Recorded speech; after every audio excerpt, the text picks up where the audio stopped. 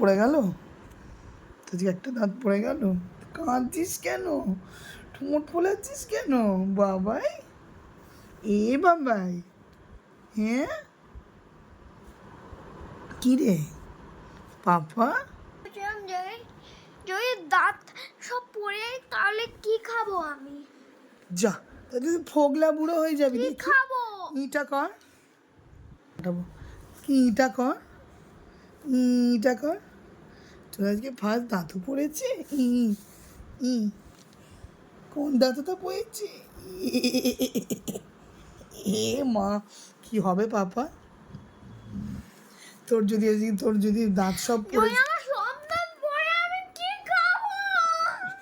ওলে বাবা, লে বাবা, বলো না কি খাবো?